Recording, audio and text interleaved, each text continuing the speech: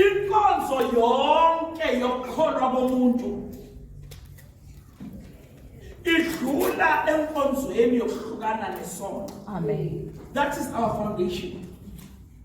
Ngeke umuntu uyobhala izinto zaka grade 12 zase university ungazange uphase usub A noma grade 1.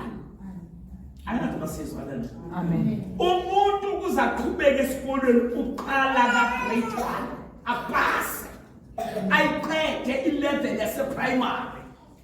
I-level yase primary nayo bathandekayo. Amen. Ungenile ekukholweni, ungenwe umkhumbi wokukholwa, lo mkhumbi wokukholwa ukhona into la okuthiwa isono safaka zalo mntwana le.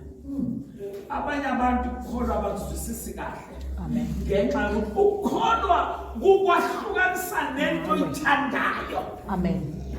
Ukukholwa kuhlukanisa namasiko wakini. Amen. Ukukholwa kuhlukanisa nento wazalelwa kuyo. Amen.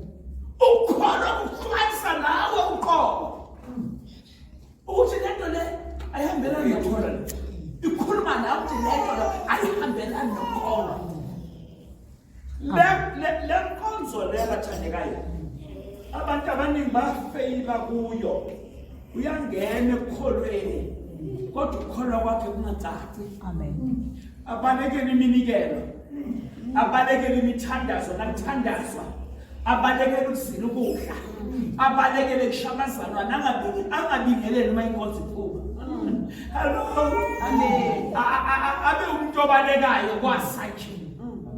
Ngoba ikhona into ephila kuyo, isono sibusa kuyo.